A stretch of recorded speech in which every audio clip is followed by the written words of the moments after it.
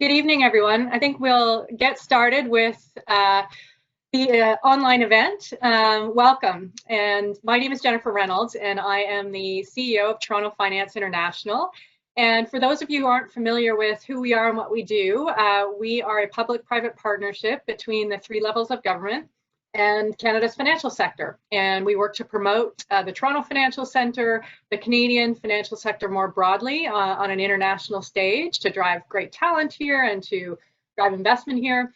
And we also work domestically with all of our stakeholders on issues which go to the growth and competitiveness of the financial sector. And certainly talent is a key area of focus for us. It's critical for the financial services sector to be attracting the best talent. And so one of our very important initiatives on that front is the Aspire program. And what the Aspire program is trying to do clearly is to draw great talent to the industry, but also, and more importantly from your perspective, to give students opportunities to develop the skills that they need to transition into their work life post school. And to connect them with jobs. And so what the Aspire program does is really threefold. Of course, we're hoping that students are going to get co-op opportunities, internship opportunities with the financial services sector. But we also offer different educational opportunities like the one tonight and different networking opportunities. So we're thrilled tonight to be talking about networking. I personally believe it is really a critical skill that everyone needs in their careers. And often we think, oh, I can do that later. I'll do that. That's something that people do later on in their career, but it really is something we need to start doing right away. And we know it's very challenging right now for all of you to be trying to do this virtually and not have the opportunity to get to events and to be able to talk in a more natural manner with people. And so we need some new skills, and we thought we would bring some experts to you directly to talk to you about networking and why it's still important to continue to do this, even in this virtual environment. So we're going to talk about the importance of virtual networking. How do you do that in an effective manner? Because it's tricky. How do you do that online and make it effective and natural and make those connections real? So hopefully it ends up in developing an opportunity for you for your professional career. So we've got some excellent professionals here who are going to give you great advice tonight. I'm sure you're going to be drawn in by their passion, and we really are looking forward to hearing what they have to say today. So without further ado, I'm going to turn it over to the amazing Sasha D'Souza, who's our Senior Vice President of our Talent Initiatives. Thank you so much, Jennifer. Hello, everyone. My name is Sasha D'Souza, and I'm the Senior Vice President of Talent Initiatives at TFI. As Jennifer mentioned, we're so pleased to be able to host this virtual networking masterclass and to provide you with the opportunity to learn from three professionals whose job and their mission really it is to recruit and nurture young talent. We're aiming to make this virtual session as interactive as possible by using some of the available features in this tech platform. So while we've muted you all, given the size of the audience, please feel free to use the chat box at the bottom of your screen to submit questions throughout the webinar. We'll respond to as many as we can during the Q&A session. We will also be asking you some questions throughout this masterclass by way of polls, which will pop up in the middle of your screen, and we invite you to participate in all of them. So let's get started.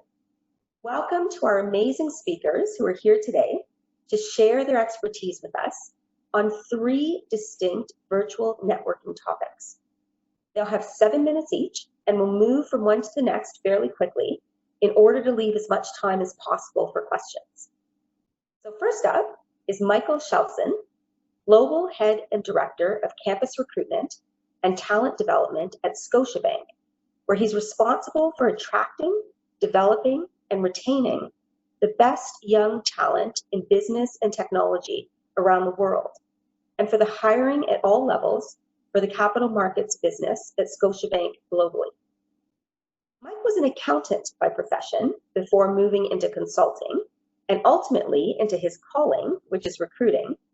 And I imagine that if you ask him, he'll tell you that the ability to be an innovative and flexible networker has been a key factor to his successful career to date.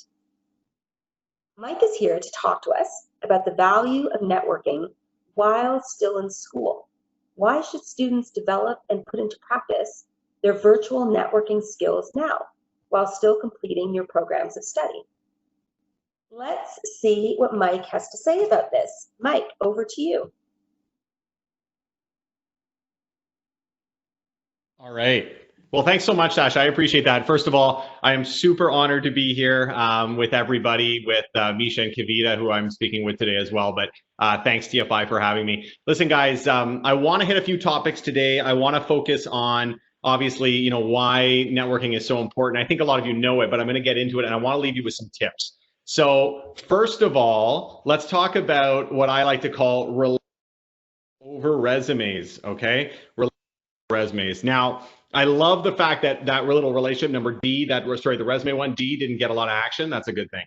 I think that resumes are just an 8.5 by 11 snapshot of nothing but your experience. It doesn't tell us what you're going to do. It really doesn't tell us who you are. And that's so important when you think about it, right? You want to make sure that you are being represented in all of your glory in everything that you do. And I think the only way that you're going to get that appreciation is if you make relationships with people, get in front of them, talk about who you are as a person, get to know them. It's a two-way street, right? Super important. And I think a lot of times we think that these resumes, which, let's face it, they get about 5 seconds of you, are really going to be game changers, when in the end, if you can build a relationship, that's a long-term relationship you're building, and something super valuable. So the next one I want to talk here is our choosing the right sessions and companies.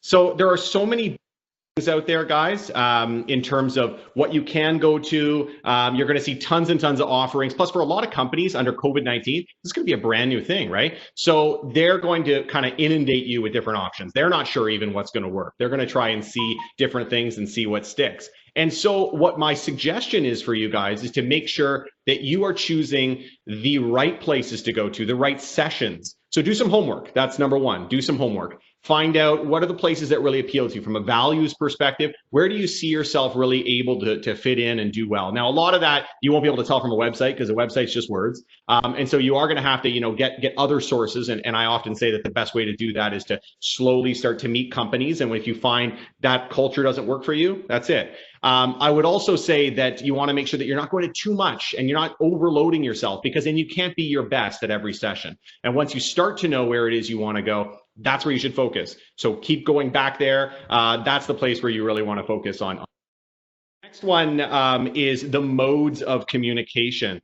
And so modes of communication is really important, is because at the end of the day, you've got to think about where you shine, right? So if you're choosing the right event, what events are going to allow you to shine? So you might have chosen the right company, but they're going to have a lot of events. You can't go to everything. And so there's 3 types of modes of communication, right? First one is interpersonal. About interpersonal, you want to make sure that you're understanding that this is a two-way communication, you and another party. So what type of events can you go to where you're able to communicate openly, actively with these parties, right? So that would be like a Q&A session. Later, we're going to do a Q&A session. Great way to have some interpersonal. Emails, coffee chats, things like that are a great opportunity for you to stress that interpersonal skill. The next one you're going to be interpretive. And so the interpretive skill, or the interpretive mode, I should say, is really important for those of you that are trying to absorb as much information as possible. So think about this as being, how can you go to an event and get all of that critical information? And when you say critical information, big caveat here, I don't specifically mean just what's on a website. Instead, what I mean is the culture. Do I think that I'm going to thrive here? And then obviously, one is the presentational, and presentational is going to be where you are able to present. So where can you shine? Where can you get your words out? And so you think about events like that. We're talking about interviews, where it's you're presenting yourself. We're talking about competitions. Think about like hackathons and case comps. There's going to be a lot of new competitions that are going to come out now under COVID-19, especially in this new sort of virtual era. And so be ready. Go out there, put your best foot forward, right? Really important. The next one that I want, the mediums of communication. So once you know the mode, you've got to think about the medium. So here we're talking about things like video, in-person, emails, resumes, social media, phone chats, all of these kinds of things. What are the ones that really work best for you? What are the ones that are going to allow you to shine most? And so if you know, for example, that you're going to be great on video, then try and get yourself in positions where you can have video and use it to your best advantage. If you know that you're great on the phone, get more of that going. If you know that you're really well spoken and great in emails, get that going as well. Social media, maybe you're the type of person that dominates social media. Don't be afraid to let that shine. I mean, a lot of people think like, you know, my employer's here and social media's here. It doesn't need to be that way. And if you're feeling like I got to lock down who I am during this so that employers don't see the real me, that's crazy. And that's honestly, that is the exact opposite of what you want to do. You want to show who you are. You want a company, an organization, a firm. You want them to hire you for who you are. That's really, really important. The next one here is, so you think about how to stand out in person. It's a little bit different than online. And so how to stand out in person is going to be more so related around, are you able to show that you're a good teamer, right? Are you able to help other people there? So you've got those, you know, those networking circles. Are you bringing people into the conversation? Are you hogging it all to yourself? Are you someone who is not showing up sort of robotic? Be yourself, right? Let yourself shine. Don't come out there thinking, what does the company want me to be? Instead, go into it thinking, who am I? And is this organization going to be a place where I can thrive? It's a two-way street. And so that mindset that you have is going to be really, really crucial towards your performance in person. Create great, strong relationships with people. Don't be afraid to follow up. Don't be afraid to ask for what it is that you want. And make sure that you are getting feedback from these people, not by saying, hey, did I do okay today at the networking session? But instead by trying to see with follow-ups, are they responding back, right? So if I send a nice follow-up after, it's short, it's concise, are they responding to that? Lastly, it's the how to stand, or second before last, is how to stand out online. A lot of the same stuff, guys. That's the beauty of it. It's a lot of the same stuff. You're just doing it online. And one of the big advantages is now, and people don't really realize this, but you can have notes. So put your notes out there and people can look at it because they don't know. They don't, like, I could have notes right here. You guys don't even realize. So, so anyway, use those notes to your advantage. Empathy is your friend, okay? Empathy is your friend, which means when you are communicating with people, try to make sure that, yes, you're being yourself at all times. Never abandon that, but make sure that you are taking full advantage of your ability to think in their shoes. What kind of communication do they want? How can I best express myself to them so that they absorb it? And I think you'll go a long way. Same with an email. Does someone want to receive an email this long when they've got a busy workday? Or can you do something really succinct? When you're asking for something, can you say, hey, I know you're super busy. That's the empathy. I know you're super busy, but if you've got some time, would you mind making 10 minutes and we can have a quick phone chat? If you can't, I totally understand. Anyway, that's it. That's my 7 minutes. Thanks a lot, everybody. I appreciate it. Thank you so much, Mike. And I apologize to everyone. We are experiencing some technical difficulties on this webinar. So we could see you, Mike, for a minute, at the beginning for a couple of seconds, and then unfortunately the video went off. So thankfully it's Mike, because you never have to even see Mike to hear his passion, which comes out anywhere and in any form. And what really resonated with me, Mike, with what you said, was there are so many options out there. So focus on a few good ones and do them well, and then move on. So thank you for that. We are going to move on. Next up is Misha Miranda. Misha is currently a senior manager of talent acquisition within the People and Culture Department at Ontario Teachers Pension Plan. In her role, she's responsible for overseeing campus programs and strategy for the organization and supporting global recruitment. Misha loves working on initiatives to attract and retain the best and brightest talent in the financial services industry. And her advice to students who are working in organizations is clear and compelling, and she wants to share it with you. Let's turn it over to Misha and see what she has to say. Thanks so much, Sasha, and thanks for that introduction. Again, can't tell you how thrilled I am to be here this afternoon. I've really been looking forward to this this session, specifically around the fact that I'm really passionate about networking and want to share why it's so important to network while you're employed. So it's just as important to do it pre-employment and post-employment, but it's just as important to do it while you are employed as well. And so, there's so many benefits to networking. Some that really stand out to me are, the fact that it's a great way to connect with other people and build some long-lasting relationships. It's a great way to, learn from others and gather different perspectives. You also never know who you may end up connecting with. You could end up connecting with, a very valuable mentor or a coach. And, it also gives you an opportunity to get to know other interns in the organization, as well as other members that are within the organization too. And I think being in the workplace, as a student, you have the advantage because you have something in common with those people. You work in the same place, so it's actually probably an easier conversation to have as opposed to sending an email or doing like a cold call. You can connect with someone probably more easily in the workplace, and also you can leverage your manager. So you can talk to your manager. I highly encourage always, and I do this right now as well, I encourage interns to speak to their manager and get them to provide some sort of coaching and guidance around how they can have that conversation if there's someone that they're really interested in speaking with, or their manager could actually introduce them to that person. So it's a really great thing, and I think that's what gives you the advantage from that point. Even though you're currently working in a virtual space, that should not prevent you from wanting to engage with others. It's really important to network with a diverse group of people. I always encourage students to not be so rigid with who they're networking with, because again, you just never know who you may end up connecting with. You may have something in common with that person who you were actually not even thinking of having a conversation with, or that person could introduce you to someone else that you may be able to create a connection with. So I would say, the other thing I would suggest is take as many of those opportunities that come your way as possible. So if there's opportunities to attend, virtual social events or virtual webinars, or if an intern or someone reaches out to you for a coffee connect, I would say, take all those opportunities. Because that's, again, a great way to engage and connect with others. Right now at Teachers, we're doing so many things. Like we recognize that it is a tough time. It's different circumstances. So we've implemented a number of different virtual webinars. We just had our third one yesterday where there was an opportunity to hear from our CIO, and I moderated a panel with him. We also have set up a daily reoccurrence of a virtual lunch for our interns. And again, it's an optional thing, but I'm finding that more interns are attending. And they're actually having like themed lunches, and then they're sending their pictures to the MS Teams chat that we've created for them.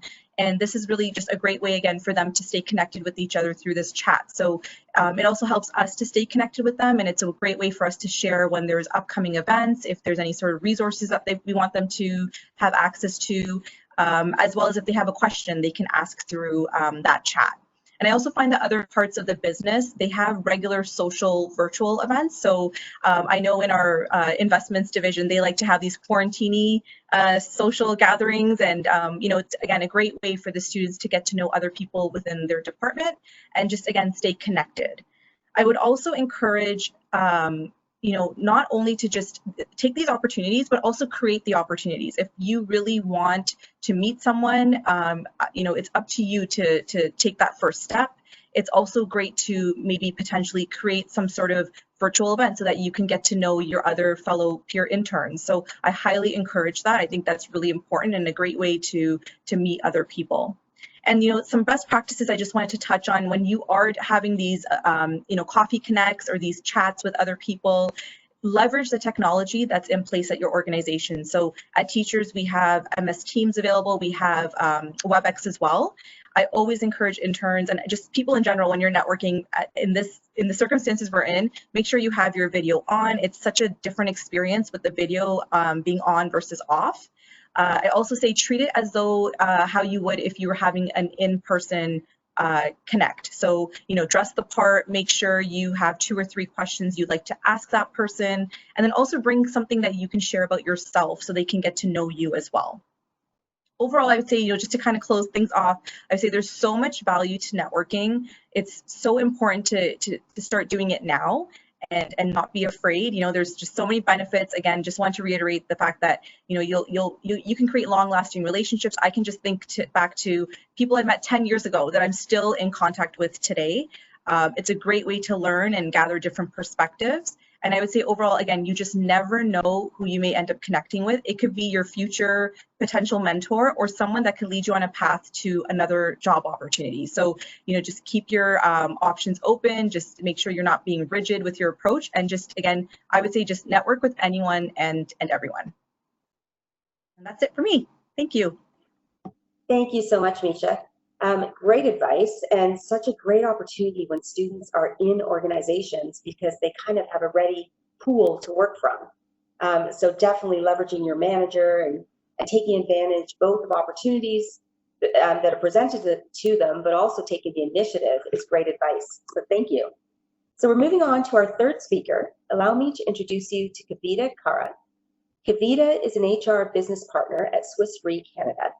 She currently develops strategies for the attraction, development, and engagement of the right people with the right skill sets and experiences to deliver on Swiss Re's business strategy. Kavita has never met a student she couldn't coach when it comes to career goals, and she's here to share her insights on the necessity of maintaining and expanding your professional network through various channels throughout your career. So Kavita, over to you. Perfect. Thanks so much for the transition, Sasha. I just want to make sure you can hear me. Yes. Okay, wonderful. So let's get started. So I'm going to really focus on two key things: how you're going to maintain your professional network, and then how you're going to try and expand it. And if you're not already doing these activities right now, you really need to start now. These two activities, in my opinion, are not only critical, but they are simply ongoing, and you will never actually stop doing this. So let's start with the first one, maintaining your existing relationships within your professional network. So think about all of the things that you've heard from Mike. Think about all of the ways in which you have collected and built your contacts through the tips you heard from Misha. So now what are you going to do with them? So the first question that may come to mind is why? Why do I need to kind of maintain that relationship? Isn't it enough that I've met them? Well, to some of you, this might be obvious, but to some of you, if it's not, let me spend a minute on this. If you're not staying in touch with individuals from your network, you're simply cutting off a lot of potential opportunities. Unfortunately, you cannot simply just store these contacts and reach out to them when you're job hunting or looking for a specific introduction. I think we all know that's just not how it works. And more importantly, if you don't have that connection or relationship with those contacts, they're probably not going to be very inclined to help you. And to be honest, they're probably not going to remember who you are as well. Therefore, it's going to be so important for you to continue to build that relationship. So that then takes us to the how. What are some of the things that you can do to build those relationships? And I would say there are 4 key steps that you can think about here. Number 1 is prioritize. So I recommend you group your contacts into buckets or categories. So you may have contacts from the industry that you're interested in, maybe your previous managers from your co-op or internships, campus recruiters, your peers, your ex-colleagues. Start to bucket them. And then what you want to do is try and figure out how best to allocate your attention to each of them. So you can put all of the details on a spreadsheet. So each contact, their name, their title, their industry, etc. And then use a system to decide on that frequency. So number 1 may mean that you're going to try and keep in touch with this individual monthly. Number 2, you may do it on a quarterly basis. And remember, when you're thinking about the frequency, really think about that individual, their seniority, and what's appropriate in terms of how often you reach out to them. Number 2 is the tools. Okay, so really think about the tools that you have available to remain connected. And Mike and Misha have already spoke through a lot of these tools, and whether or not you can meet, you're in a in-person environment or this virtual environment, emails, phone or video chats, phone or video informational interviews, social media, text messages. It's all there available to you. The only piece I would add here is really think about your own networking style or approach. So if you enjoy and are quite confident using social media, you may want to sort of start with that. But if you're someone that prefers connecting with people individually, then think about that option. But remember, you may need to do both as that relationship develops. We then get to step 3, and that's when you actually start maintaining the connections. And here are some of the things that you can do. You can keep in touch with them regularly via email, via LinkedIn.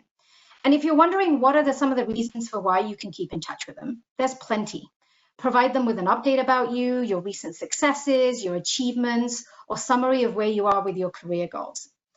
You can simply check in with them. And sometimes that's quite easy and quite natural to do, especially in this environment. Maybe you can let them know when you've met a common contact, a great excuse to reach out to them. Or maybe reach out to them when there's been a big event in the market or in the industry that you're focusing on.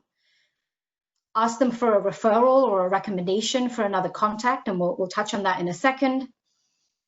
And then you can also reach out to talk to them, right? So this is where you're going to think about your high value networks and how you want to create a personal relationship with them. So this is where the coffee chats may come in, the video chats, whatever it may be. And your conversation does not have to be about just work, right? Think about work, career, but also think about the personal aspect as appropriate as well. And the one piece of advice I'd give to you when you're thinking about some of those deeper conversations, you want to be memorable. And in my view, the best way of being memorable is to think about energy in a conversation. And what does energy look like? It's passion. Passion for your career, passion for your hobbies, passion about a particular topic. If you can show that passion, it's very likely you're going to be memorable to that person. And then, of course, we have social media, right? And luckily and thankfully, we right now only have one major professional networking tool, LinkedIn. So if you are comfortable, share information or resources. So perhaps you want to start sharing articles with your networks. Comment on their posts, congratulate them if there's been a promotion or change in their role, or if they've reached a milestone. And don't forget to thank them for their influence. So perhaps there's an article that they shared that helped you in some way. So these are all ways in which you can start to kind of build that relationship with these individuals. And then we get to step 4, which is reprioritizing as needed. So your network will not always stay the same, and it will continue to develop. So really keep track of the information that you gather, look at patterns, look at who's helped you, and then look for any gaps in your network. And then that leads me to the next part of my session, which is how do you expand that network to build new connections? And how do you kind of fill in some of those gaps that you may have in your network? A lot of this is actually going to go back to what Mike and Misha have shared. But some of the things that may help is, attending virtual networking events that are related to your career path, joining a professional organization or an online group or community and contribute to these. Asking your network for referrals or recommendations. This is absolutely key, and I mentioned this earlier. Some questions could be, who else should I be talking to? Or do you have anyone in your network that can help me explore this avenue?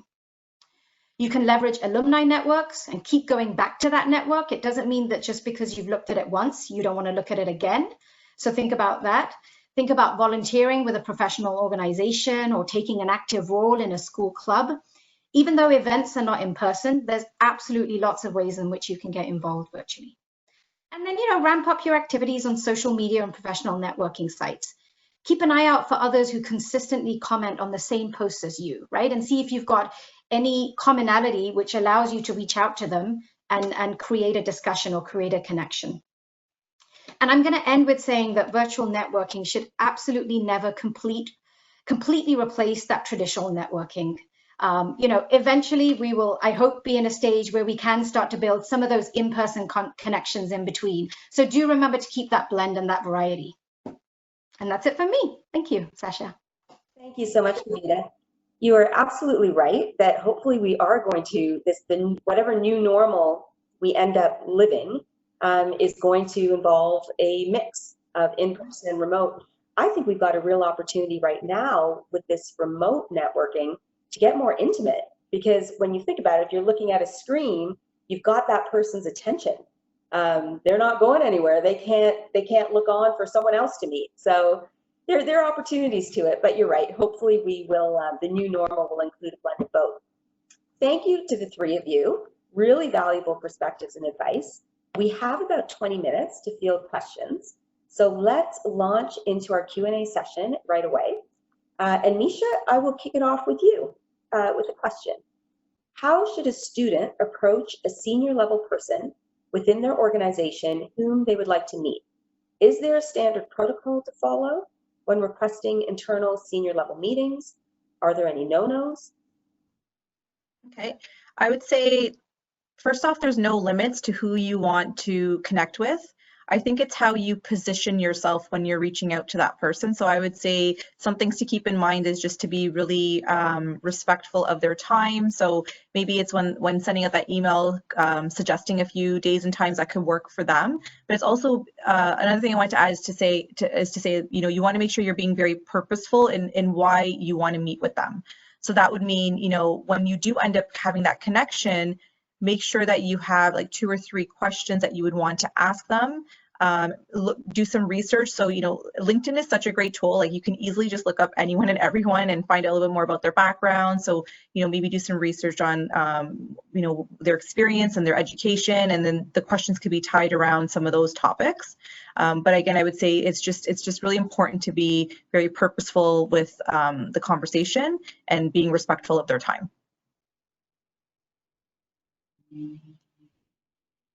You're on mute, Sasha. Mike, a question from a student. I'm sure campus recruiters meet thousands of students each year. What makes a student memorable for you? That's a great question. You know, I love how Kavita said be memorable, and memorable for her was sort of that energy and that passion. So absolutely, that's you know, that's some great advice in terms of how you can make sure that you're being memorable. I would say for me, I understand that kind of everyone comes in different shades, right? We all have different personality traits. We all have different things that we can showcase about ourselves. So I try really hard to put students, and I know I can speak not just for my own recruiters and my team, but really all of the great recruiters that I've met across the different industries and you know, part of TFI, that they're good at trying to put you in situations where you can shine. But if you are yourself, this is where it really matters to me. If you're yourself, sort of completely and fully you, that always shines through to me. I think that there's something about the confidence that goes with that, and understanding that not everyone has that confidence innately. So if you're sort of more the traditional shy person, and you're able to kind of pull yourself up and take that courage and go off and talk to a recruiter, I can't tell you how much that stands out. It might not be as polished and smooth as that super confident person that comes up and does it, but that's not how we're measuring you, right? We're trying to see, wow, look at you, look at what you're doing to push yourself. That tells us you're going to be a type of person who wants to continually develop, continually learn new skills, put themselves in the best possible light. And so that really matters. And if you are the type that's sort of naturally confident and you can tell these great stories about yourself and put yourself in that best light naturally, then do that in a way that is, you know, reflecting your best qualities and is humble, in a way that you recognize, hey, this is something I'm good at. And I'm trying to appeal to you as one human to another, not as a person who has a sign that says, I will work for food. I will do whatever it is you want. You recognize that, you know, hey, this is a two-way street. You want to assess us as much as we want to assess you. I love it. Thanks, Mike. Kavita, how do you ensure that your interactions aren't one way? What can students offer to more senior colleagues? Yeah, that's a really great question, because I did mention that, you know, make sure the conversation is not about you. So asking those questions and building that sort of, well, asking the questions and being authentically curious, I think, if that's the right word I'm trying to get, is going to be important. So just having a set of questions just for the sake of asking them, I think can perhaps not come across as authentic. So really think about the individual that you're going to be meeting with or you're connecting with. Think about their network, think about what they do, and do a little bit of prep around what are some of the questions that you want to ask them in terms of being able to get to know them, understand their role, and so forth. But also think about perhaps a topic that they may be interested in, that you can talk about, where they probably love a different perspective. Like, you know, if I think about my role at Swiss Re, you know, hiring is a big part of my role naturally. And, you know, we really do look at early talent as a big feeder pool, because it helps us challenge status quo, right? It helps us challenge the thinking that we may already have in our organization, and have that sort of new perspective coming in. So please don't feel that just because you're having a discussion with a senior individual that you're the only one that's going to be able to get something from this. They can absolutely get something from you as well. You've just got to do a little bit of prep to figure out what that may be.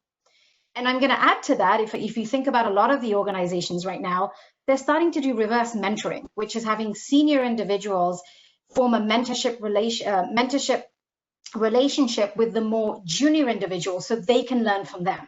So that's a perfect example, which shows that, you know, these individuals that are more tenured want to learn from the individuals that may bring a new and fresh perspective. I love it. Misha, question for you. When networking in a group setting, whether it be in person or virtually, it's quite common to get lost in the crowd and not being able to speak about something that's impactful to the recruiter that the recruiter will remember. What's your advice in that case? That's a good question, because that does happen often. I just think about when I'm at an info session, or even like take a career fair when so many people are coming through, it can get tough to make yourself stand out and be remembered. I would say what makes someone memorable to me is if they share a little tidbit about themselves. That's one thing that when they eventually get to that point where they have that conversation with that person in the room, I think that's one way, is to share something that's unique or different about them that can help the person remember them. The other one I've noticed that makes people memorable for me is when they also send me a follow-up. After I've met them at a session, they'll end up emailing me on LinkedIn. They'll share where we met, what we talked about, and I find those are the ones that really stand out. Also the ones that have done some research, even sometimes when they come in, they talk to me and they know something about me. I feel like that also is a way to make them stand out in a crowd. Those are just some ways. I'm sure there's other ways, but those are some of the ones that stood out for me. I think those are good ones. Mike, we know that everyone is very busy. If you reach out to a campus recruiter or hiring manager and don't get a response, how long should you wait before you send a follow-up? What's the balance between tenacity and irritating? I'm feeling attacked here. No, I'm just kidding. I think that it's actually, you know, I know what we're going to say all night. That's a great question, but it's an important question, and it's an important question because we've all been there, right? We've all reached out to people and received nothing back. And I think the gut sometimes, especially because I recognize, and I think we all recognize, that students come from a vulnerable position a lot of times when they're applying for these jobs. It's the first real time they're putting themselves out there. It's the first real time that they're sort of, in a weird way, they're kind of like selling themselves, right? And so we recognize that that's not necessarily something that's natural to everybody, and it's not something that's you grew up practicing. So what I often say is, when you reach out to somebody and you don't get a reply back, your thoughts shouldn't drift towards the negative. It shouldn't drift towards, they don't want to talk to me. They're probably responding to everybody else but me, right? They blacklisted me. Sometimes people are more in the middle and they're like, oh, I must have just gone to junk. It's okay. I like those people. They're just like, hey, you know what? There's still a shot. And then there's the ones that I think are taking more of a pragmatic and realistic view of it, which is, hey, these individuals are very busy. They get a lot of emails, right? My team knows, because I share my screen every day on different meetings that we're on, and they sometimes will point out, Mike, do you know that it says you have 6,000 unread messages in your inbox? And that number is always going to climb, guys. So I think take the approach that hey,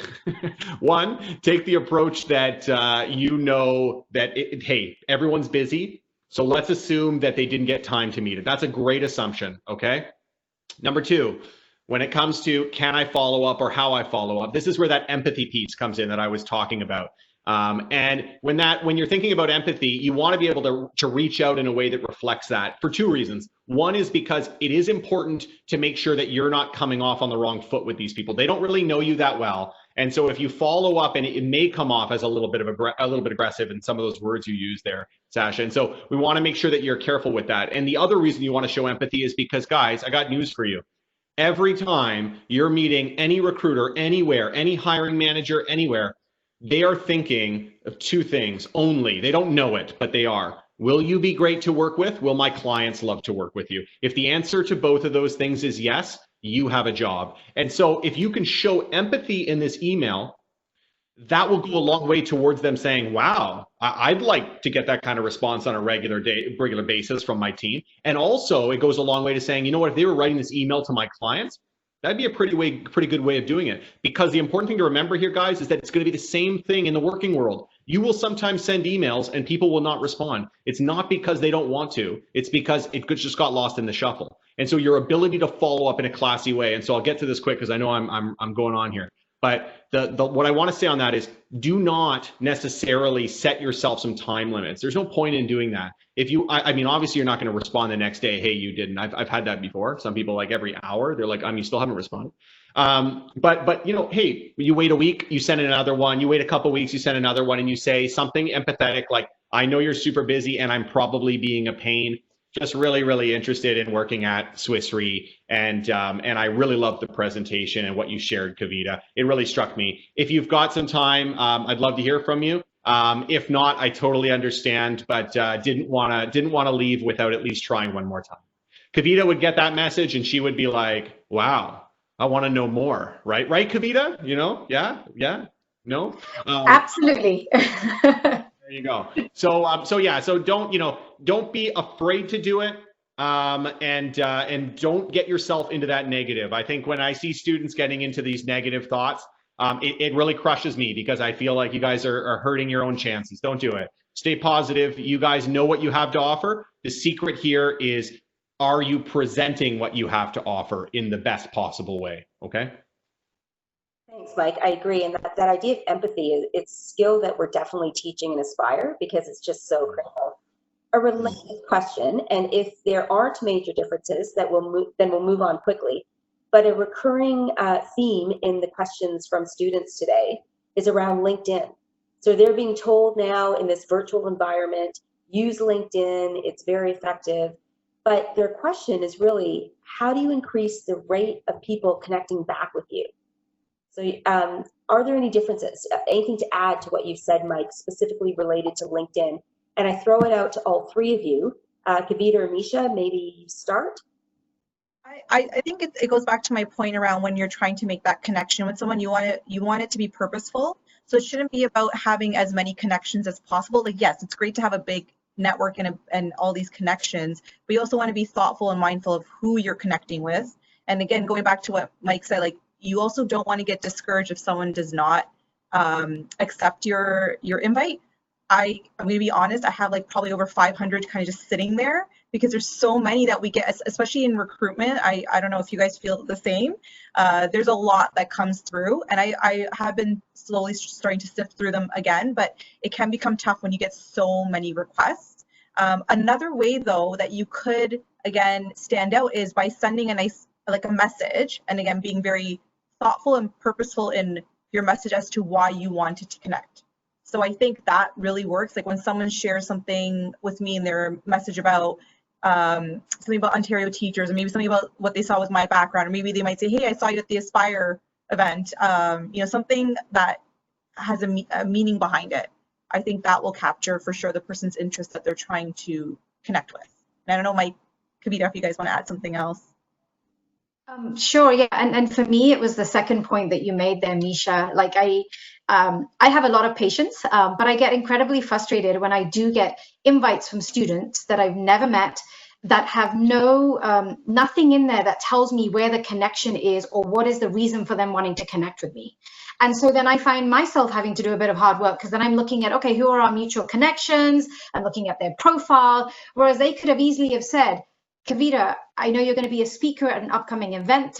Really looking forward to hearing from you, and I know I'd want to connect with you after. So that's it, something like that, and just to make it easier. Because for me, if I don't see the reason for the request, I struggle to understand where that connection's coming from. And I actually think that you're losing out on an opportunity to instantly build that connection and find that commonality.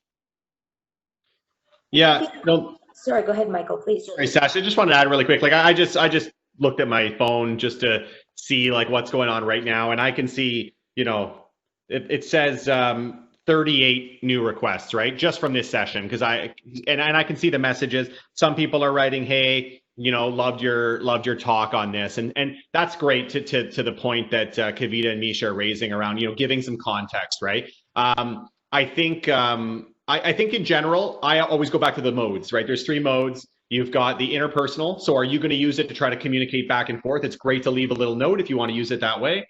If it's more in the interpretive mode and you're just looking to come and absorb, I'm okay if you send me one and I accept it if I don't really know who you are. Maybe you're just in to take information in. I don't know that you're fully leveraging it to your best ability that way, but that is a way of using it. And then the last one would be presentational, where you're trying to put yourself in a spot where you actually can deliver more about you. And you'll see some people do that where they'll send a resume blindly and say like, hey, check out my resume. The day and age that we're in, guys, I think everyone knows that these organizations have pretty firm systems in place to make sure that we're collecting all of this online. So I just view it as another opportunity to be yourself. Let yourself shine. Social's kind of cool because it doesn't come with the same sort of parameters, or that I feel like students are not as obligated to be as professional. But yeah, nothing else to add than that. Thank you, Mike. No, that's all helpful from all of you. Let's shift gears a bit to initiatives within organizations.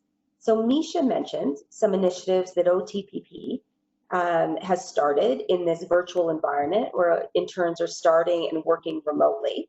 Michael and Kavita, could you add what kinds of initiatives are Scotiabank and Swiss Re launching to support students in their internships and with networking opportunities? Kavita, you go first. Thanks, Mike. So there's a few things that we're doing within our internship program.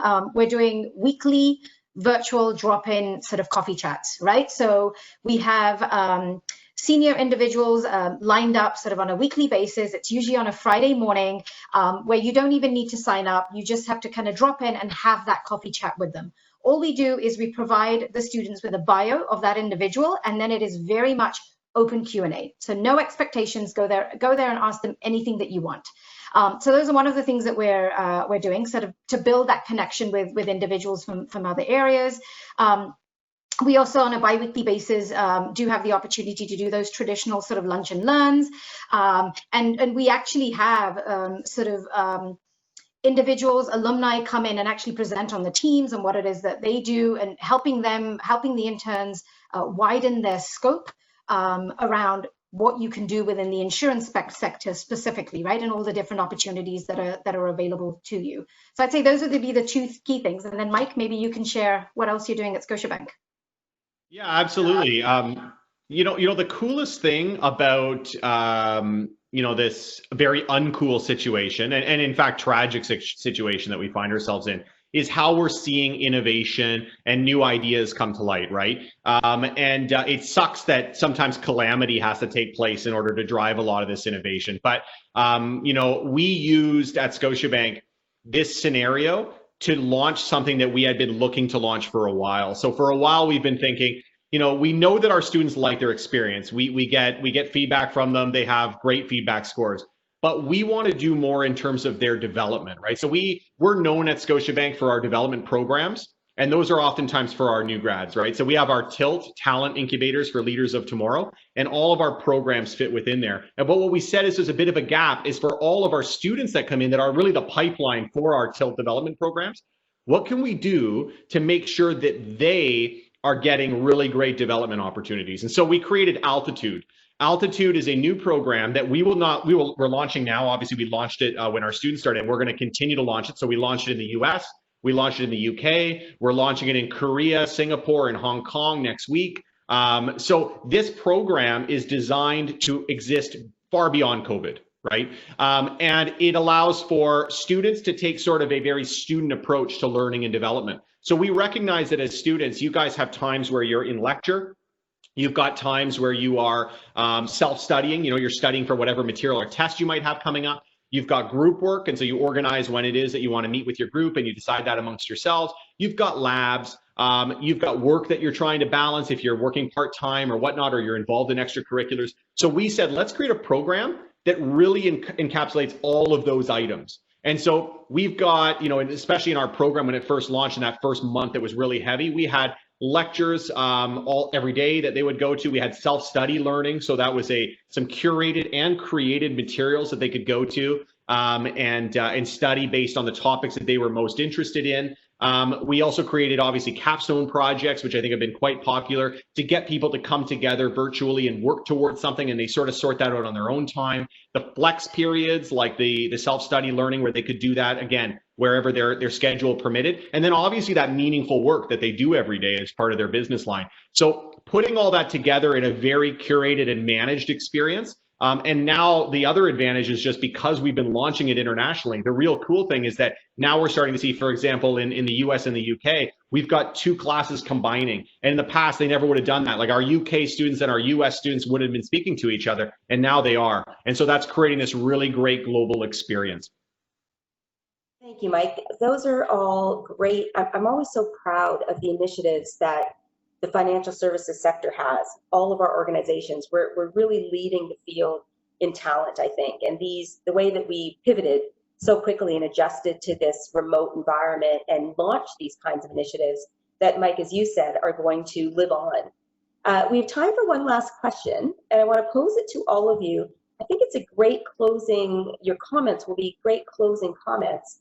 And it's this: a student has asked, in organizations where there are lots of networking opportunities, the message to students is take advantage of all of them. When you are in situations where you may not have as many opportunities coming your way, how do you network and build your network and do the kinds of things that you're all suggesting? That is a great question. It's a tough question. And it's tough because I spend my days thinking about the resources that I have available to me. And sometimes, and I think for all of us, because we come from well-established and well-resourced organizations, there's sometimes an embarrassment of riches, right? And I mean that with full sympathy to those that might work in an organization that may not have those same resources. But then I don't have sympathy for you because of the fact that I know that if you're enterprising, as I know you guys are, I mean, look, you took time out of your evening to come here and chat with us today. You're hungry. That's a great first step. So what I would do is I would package that hunger, that passion that Kavita talked about, right? And I would say, how can I take some opportunity to showcase that to employers? So some of the things that jump out at me right off the top of my head is, if I'm working for an organization, I'm not getting many networking opportunities, then can I go to LinkedIn? Can I find opportunities that are available? This one's a great example. Second thing, what about the employers that are oftentimes coming to my school? Can I go on LinkedIn and find who the recruiters are and reach out to them? Absolutely, I can. Are my odds of getting a response high? Not necessarily high. So how can you stand out? How can you show that passion and energy that you have? The people that are, I said, 38 people, and now there's even more. Those people that are reaching out to me, that's an awesome step, right? So I think if you put together the advice, like Misha had such great advice in her session, and so did Kavita. If you, my advice was so, but if you put all that together, guys, and you tease out the elements that really appeal to you, I actually think that a recipe for the answer to this question is actually found in all of that really good advice that was given today. Network really hard. Make sure that you're showing that passion, being the best person you can be, being yourself, and it'll go a long way to getting noticed. And then the only other thing I would just add is, do not ever underestimate the power and ability of your career centers, and use them. They're well connected. They're people that we have relationships with. And if you reach out to them looking for some type of advice or pathway or something, they're oftentimes, in my experience, very good at helping out. But for the same reason, you need to make sure that you're getting noticed by them and building that relationship and using those tips that Misha and Kavita talked about today. I think that kind of echoes off of that as well. Like I would say, the fact that you're here today, this is an example of how you can network, right? So look for these types of opportunities. There's so many right now. There's so many virtual events happening online that are not even part of the organization you're working with or working for. So I think that's a good one. And LinkedIn, the sky's the limit. Like there's so many people on there. Again, it's just being purposeful in terms of how you're reaching out to people and trying to, extend a connection invite. I think that is one to really be mindful of. And I think just going back to the advice I gave around, if you're in an organization, what would you do? So, talk to your manager, see if your manager has people that they can potentially connect you with, right? I think that's a big one. And it's true, like the universities have all these connections to all these different companies and organizations. So I think that's another great one that Mike mentioned is leveraging those career centers and seeing how you can connect with some of those different recruiters or different people within organizations. Kavita, any final comments? Yeah, no, it's I think we've heard it all from my fellow panelists, but you know, I want to remind those of you that are perhaps not in a situation where you feel like you've had the opportunity of working in a corporate employer and having some of the perks that come with that. Your network should not only come from who you work for. You are so surprised at where your network is going to be. Think about family, think about friends, think about your alumni. You know, there's so much that you can reach out to, and it should not be contained by just your employer. And with regards to the piece around the learning that comes with the employer and some of the initiatives, the great initiatives that have been outlined, think outside the box a little bit about how you can spend the summer continuing to develop some of those skill sets. Look at LinkedIn Learning. It's fantastic. You've got organizations like Swiss Re that now buy into it rather than creating our own learning, because you know you've got professionals out there doing it. So just be a little bit creative about how you could still build up some of the knowledge whilst not necessarily being in an organization that helps facilitate that. So creative and think about variety.